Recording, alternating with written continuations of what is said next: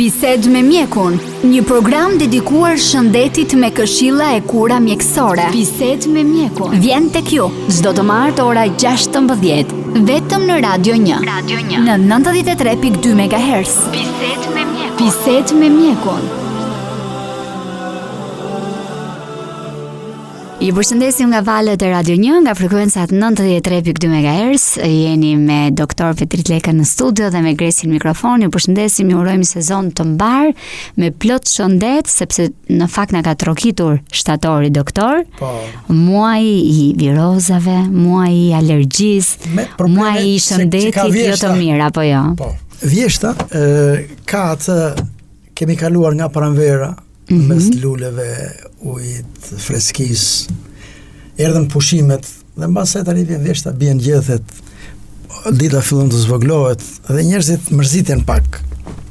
Dhe ka shumë persona të cilët e kalojnë këtë me një formë depresioni, që është prishja e humorit, dhe në të njëjtën kohë, vetë ju pasaj depresioni, mërzitja, çon disa probleme të tjera, dhe nga ato që është problematik në shkallë botërore, është dhe ndjenja e suicidit që lind tek këta që janë me depresion.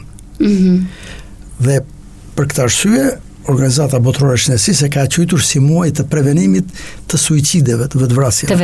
Por që nën kupton, domethënë, parandalimin e depresionit, kuptimin e qartë çfarë është, si du ta pranojmë neve këtë ndryshim të ri që ndodh, të mos e përjetojmë si diçka natyrale të dëmshme për shëndetin, përkundërzi dhe vjeshta ka të mira dhe veta, por njeriu duhet ta përjetoj, ta pranoj dhe ta jetoj ashtu siç është. Sepse vërtet shumë e drejtë, doktor, ka shumë njerëz që thon tani që vjen ndihmë sikur mbytem, sikur nuk jam më ajo që jam, se nuk lulëzohet, ka plot njerëz që humbasin ekuilibrin shpirtëror kur themi neve, sidomos tek njerëzit të cilët kanë vërtet probleme.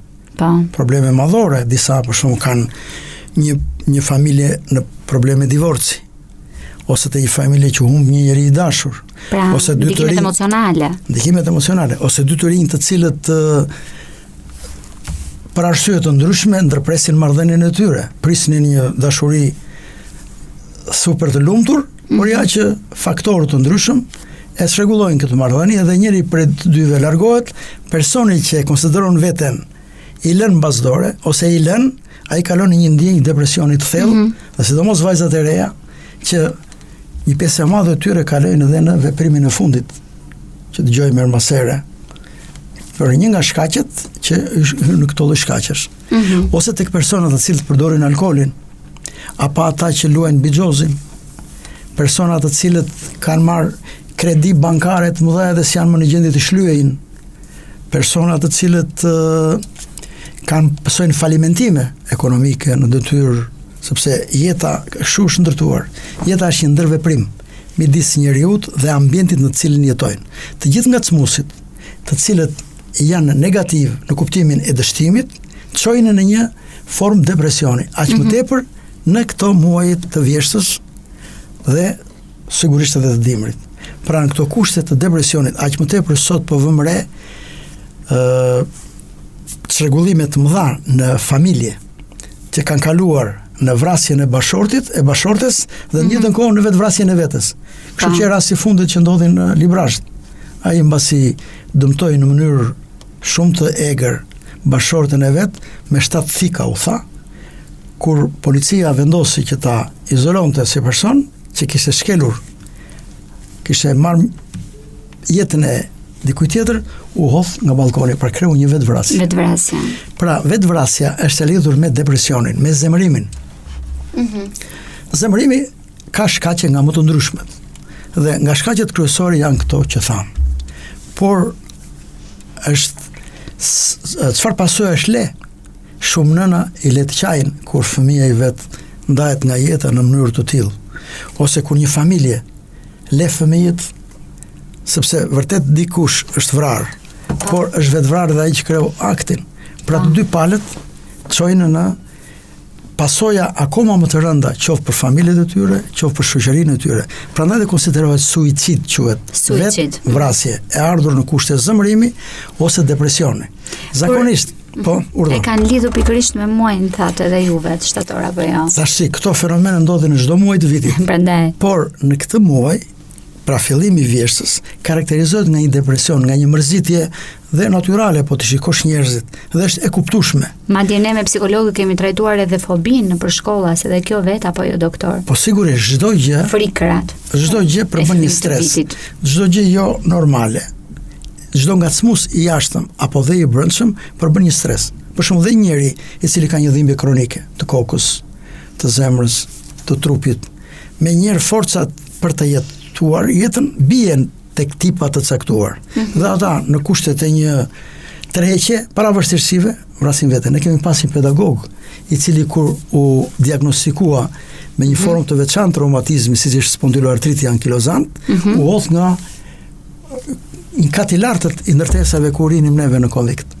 Kjo sepse duke ditur se çfarë vojtësh kishte kjo sëmundje, ai nuk qenë në gjendje ta përballojë sfidën që do delte para tij dhe e mbylli vetë jetën me këtë ndjenjë.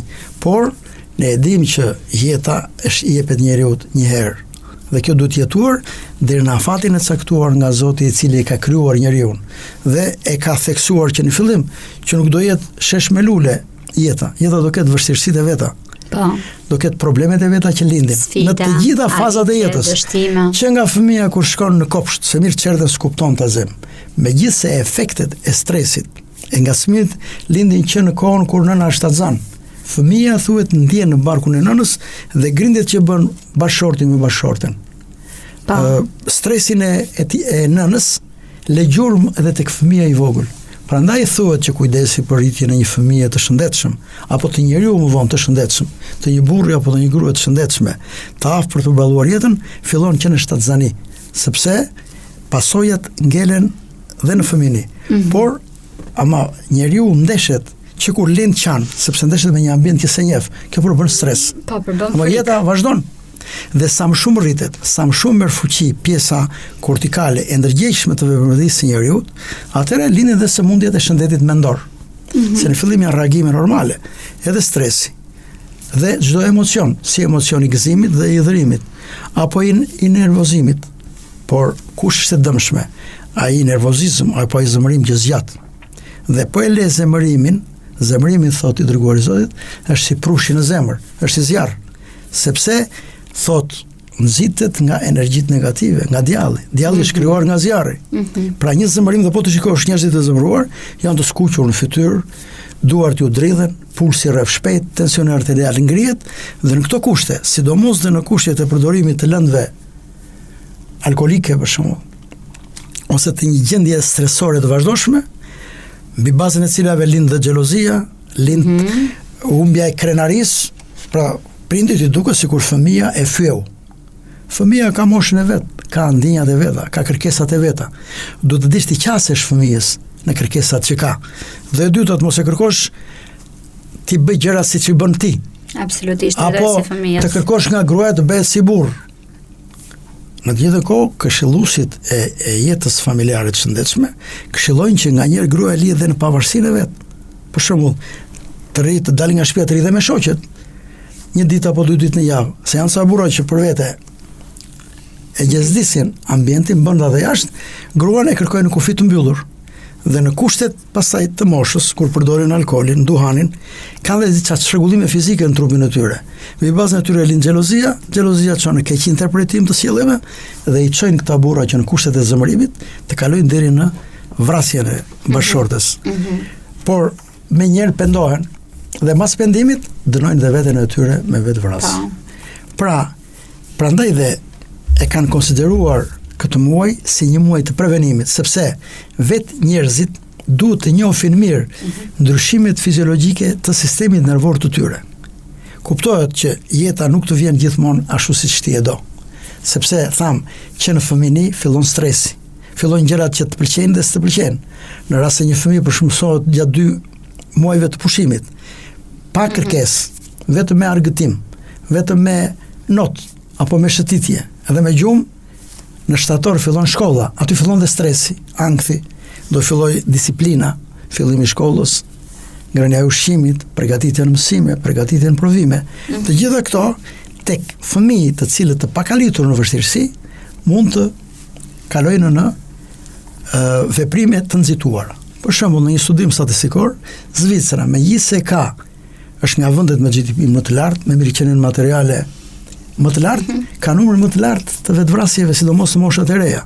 Sepse të mësuar në lehtësi, të mësuar në bollokun e tyre material, të paprgatitur nga ana shpirtërore, në disfata ose në vështirësi, ose në thyrje të vogla, kalojnë deri në ndjenjën e suicidit dhe çojnë në vetvrasjen e tyre.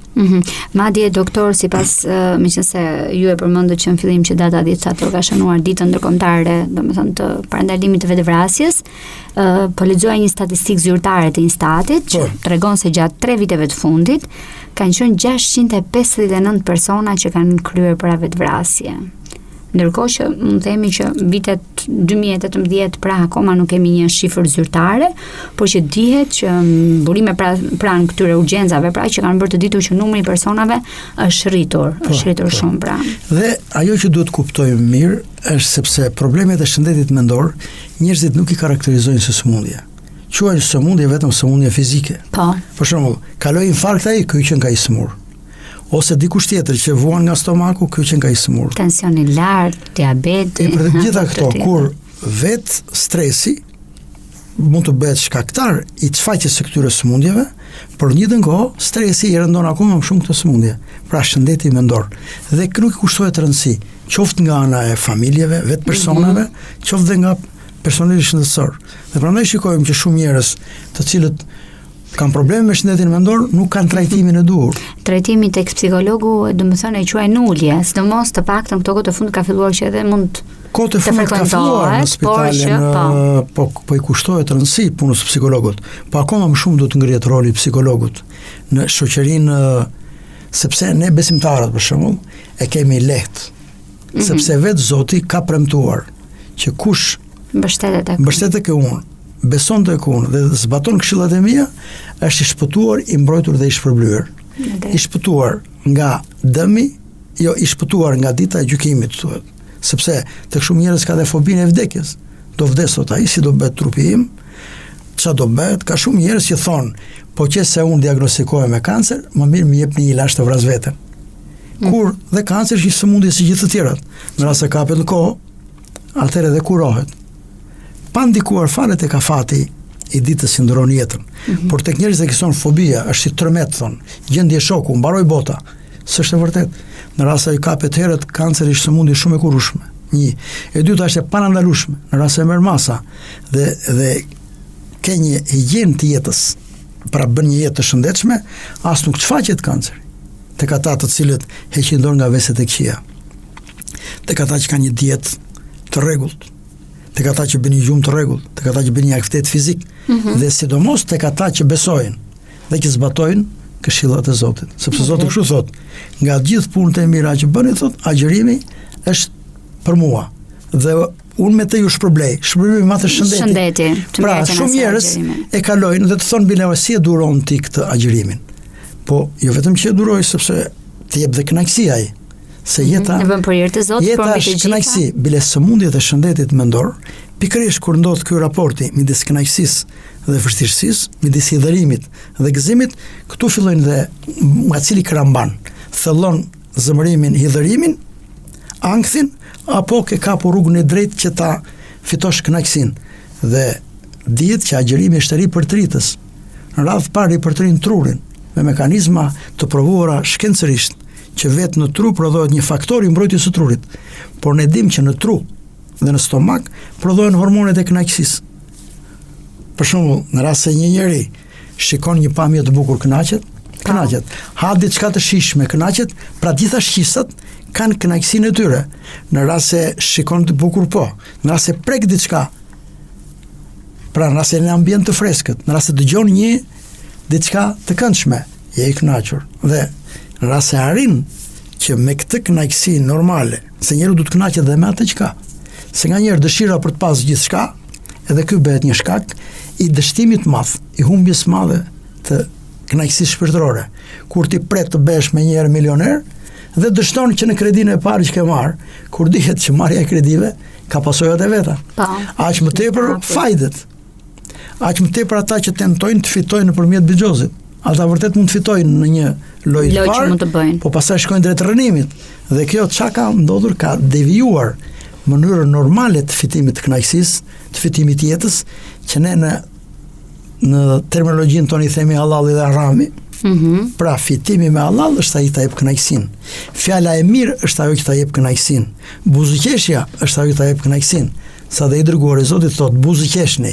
Sadaka. Me këtë i bëni mirë vetes, por dhe të tjerëve të cilëve ju buzëqeshni. Dhe është provuar që kur njeriu buzëqesh, lëvizja e muskujve të fytyrës. Ndonjëherë qesh kur qeshin të tjerët, pra është edhe si tip gjithse, doktor. Po sigurisht, e qeshura imponon të qeshurën e të tjetrit, pra krijon një ambient të gëzuar. Të rish me njerëzit që do. Dhe pavarësisht në momentet të caktuara, ti evitosh ata të cilët krijojnë energji negative te ty. Njerëzit të cilët të futsin në një debat i cili nuk të jep kënaqësi. Qoftë apo njerëzit mënyra e sjelljes së cilëve ti nuk je dakord me ta. Apo një debati i cili nuk ka efekt pozitiv. Sa prapi dërguari thot, do t'i garantoj parajsën apo xhenetin atij personi që tërhiqet nga një debat, edhe kur ka të drejtë. Kur shikon se tjetri ngul këmbë në mënyrë sepse një luftë, një kontradikt tham çon në zëmërim. Zëmërimi çon deri në krim. Aq më tepër tek persona të cilët janë të dehur. Dhe pak raste kemi dëgjuar. Po, të gjitha këto, mirë, po këto kanë pasojë të mëdha. Shikon shumë gratë veshura me zeza. Shikon njerëz që u mungojnë një nga më të afërm të dashur. Pse ka ndodhur kjo në momentet të caktuara të zëmërimit tek persona me depresion? Ka njerëz që kanë dhe të drejtë që kanë rënë në atë gjendje. Po këta njerëz duhen ndihmuar. Duhet gjetur rruga që t'u hapet dhe këtyre, t'u zbukurohet jeta. Dhe këtu ndryhen dhe shoqëria, ndryhen dhe profesionistët të shëndetit publik, psikologët që tham, mbrojtja sociale e këtyre njerëzve, të gjitha këto. Jashtë ka dhe shoqata të cilat marrin në kujdes. Mjafton që njeriu të përmendi një herë në gojën e tij që unë do vdes, merret në studim nga këto shoqata, të cilët ka njerëz që thonë nuk shtyhet më kjo jetë, do vras veten. Këta njerëz duhen parë me kujdes, mjafton të thotë këtë fjalë. Ose njerëz që thonë, a kështu ma ka bërë mua ai, do ta vrasun atë. Dhe mbasi e vret pastaj, vret dhe veten. Ka njerëz që sepse dihet në kuptimin fetar, në kuptimin shkencor, këto konsiderohen si shkëmbime energjish, energjitë negative dhe energjitë pozitive. Energjitë pozitive shtyn njeriu të mendojë mirë, të bëj projekte të mira dhe të punoj për t'i arritur ato. Por ka dhe mendime negative, kur futet smira, zilia, inati, xhelozia, të gjitha këto tani është si ajo urteku i doborës që sa më shumë ta lesh të rritet, jo vetëm që dëmton veten, po dëmton edhe ata që azë poshtë. Pra një familje të tërë mund ta shuaj, ashtu siç ka ndodhur në disa raste. Të gjitha këto shpëtohen, se këtu është dhe efekti i kësaj, prevenimi i këtyre bëhet në radhë të parë me një jetë të shëndetshme, tham. Aktiviteti fizik, por në radhë të parë ka të bëjë dhe edukimi fetar, besimi ke Zoti, zbatimi i këshillave të Zotit, dhe një edukat e shëndosh, një dije e shëndosh, çon në garantimin e jetës së shëndetshme. Sepse është dhe një lutje për shembull, o Zot, më mbro nga dija e padobishme. Se ka njerëz që futen në studime të gjërave, për shembull ku ka disa lojra, të cilët i kanë çuar njerëzit drejt vetvrasjeve. Se futet në cirkullin e atyre lojrave. Pra, në krijimin e energjive negative në trupin e njeriut, që e bëjnë njeriu kot në këtë botë dhe marrin një veprim i cili është në kundërshtim me vullnetin e Zotit. Sa edhe në mëkate quhet mëkat i madh, vetvrasja, sepse quhet tërheqje nga vështirësia. Atëre, edhe këshilla që është se di riskun. Ndërsa besimi ke Zoti dhe sidomos praktika fetare janë bërë studime edhe në aspektin domethënë të krishterët, po kështu dhe studiuesi kanë studiuar të fesë islame dhe kanë nxjerrë që një jetë e koshiente me besim të plot dhe zbatimi i këshillave garanton një jetë të shëndetshme. Për shembull, po të marrim personat që të mos bëjmë dallim fetar, por dhe me Biblën dhe me Kuranin si libra të Zotit, njerëzit që e praktikojnë këtë besim sëmuren më rrallë, po dhe kur sëmuren e kalojnë më shpejt sëmundjen. Dhe nga ana shpirtërore janë të qetë, sepse dhe këshillat që japin këto libra ashtu këshillojnë. Për shembull, këshilla që është tek ne, thuhet, mos u zemro. Por ta se zemrohesh. Nëse zemrohesh thot, nëse je në këmbë ulu, nëse të kalon prap shtriu. Dhe Harrison, që është një profesor i tekstet bazë të mjekësisë përgjithshme, thot, në pozicionin e këmbë, ndodh rritja e adrenalinës. Kur shtrihesh, paksohet niveli i adrenalinës. Po adrenalina është një hormon i dobishëm për trupin e njeriut, sepse në momentet të caktuara, përballë një rreziku, ajo mobilizon trupin, mendjen, trurin, rrit vigjilencën, rrit fuqinë muskulare. Dhe në rastin konkret, njeriu merr masa ti largohet dëmit të rrezikut që i kanoset. Por nëse ky faktor zgjat, atëre pra nëse një zemërim zgjat, një faktor stresant zgjat, atëherë duhet marrësh dhe masa për të parandaluar, për mos e lënë vend të futesh në gjendje anksioze, ankthi në vazhdimsi, sepse kjo pastaj çon edhe në humbjen e bukurisë së jetës, por çon edhe deri në veprime të tilla. Por sidomos me zemërimin. Zemërimi e kundërta e depresionit, por janë të dyja faktorë që çojnë në një humbje të tillë. Por në rast se depresioni, që është humbja e ndjenjës së gëzimit tek personi i smur, tek zemërimi, pra ai dëmton veten e vet në aspektin emocional dhe të tjerët, por një njeri i zemëruar në kushtet e dejes të abuzimit me substancat aktive çon në dëmtim dhe të jetës së të tjerëve, duke dëmtuar dhe vetveten. Prandaj krahas zhvillimit të mirave materiale, krahas arritjeve të larta të shkencës dhe teknologjisë, sot me një celular je në gjendje të dish ç'ndodh në botë. Të drejtosh. Në drejt. Me një televizor mund të shikosh bukuritë e gjithë natyrës. Të bësh një zbulimeve shkencore. Pra, të gjitha mundësit janë, por duhet zbatuar dhe ajo që quhet adhurimi shpirtëror. Pra duhet të shqyer dhe shpirti për të përballuar këtë botë me zhvillim kaq të lartë shkencor, kultural, ideal, material, se nganjëherë duhet të jesh i Zoti dhe të qëndrosh në një ekonomi të fortë që ke. Duhet kompletuar treshja, ushqimi i trupit, mendjes dhe shpirtit. Trupi ushqim dhe pastërti, mendja me dituri dhe shpirti me adhurim të Zotit. Shpirti e do adhurimin, që të treja ta kombinojnë dhe të realizojnë atë që për çdo njeri është e shenjtë, lumturia. Në drejt, doktor. Madje do ta mbyllja në fakt edhe me një sipas specialistëve të dhënat që kanë dhënë ata, një ndër numrin më të lartë kanë edhe adoleshentët të vetvrasjes, edhe për shkak të filmave apo jo, çdo gjë në kontroll. Pra, ka një ngarkesë të madhe. Është të çrregulluar bioritmi. Adoleshentët rinë zgjuar natën dhe flejnë ditën. Informacioni që marrim është i lartë dhe për trurin e tyre, qoftë nga ana fizike, qoftë dhe nga ana shpirtërore. Dhe në një amulli të tillë, në një çrregullim të tillë, duke mos fituar ato kënaqësi që ka mosha, po adoleshenca arrin kënaqësinë nëpërmjet radh par studimit të literaturës, e cila krijon ndjenja pozitive. E dyta nëpërmjet aktivitetit fizik, njëri është në gjendje të ngjisë një mal, të ecë me bicikletë, të notoj. Dhe këto janë ato kënaqësi që fitohen në mënyrë normale dhe që ruajnë jetën dhe shëndetin. Atyre do t'ju vijë koha të shtohen problemet, sepse si thon, kur fëmia është i vogël, të lë pa gjumë. Kështu thon? Kur rritet të lë dhe jo, kur fëmia është i vogël të lë pa gjumë nga të qarat. Nga të qarat. Pastaj kur rritet nga hallet, problemet. Nga hallet. Kështu që adoleshentët shpeshherë vrejmë e te i kalojnë atë, apo zhurmat e mëdha në të cilat ata argëtohen, janë shumë të ndikueshme në sistemin nervor. Dhe e çrregullojnë, i ndryshojnë ose përdorimi i substancave aktive, alkooli, droga, duhani, të gjitha këto kanë ndikuar që të rritet numri i këtyre akteve tragjike në moshën e adoleshencës. Shumë e drejtë.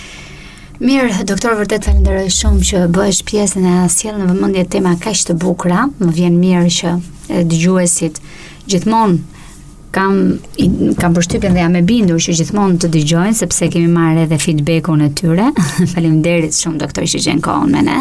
Do të ndalemi prapë të martën tjetër. Edhe një diçka që mos harrojmë, pra, sidomos për adoleshentët, është aktiviteti fizik, fiskultura, sporti, por mos harrojmë dhe namazin e besimtarit. Gjatë namazit, pra që kombinojmë meditimin, yoga, me një veprim 5 herë në ditë quhet falja. Në rastin konkret të namazit nuk kemi as mbilodhje, sepse ka njerëz të cilët ushtrojnë ushtrime fizike të forta, pa ato të çojnë dhe në lodhje. Ndërsa namazi është ushtrimi më i lehtë i cili garanton qetësi shpirtërore, qetësi mendore dhe ushtrim fizik. Këto ju ja këshilloj rinis që t'i aplikojë të dyja dhe do fitoj dhe kënaqësi shpirtërore dhe kënaqësi fizike dhe shëndet të fortë. I drejt.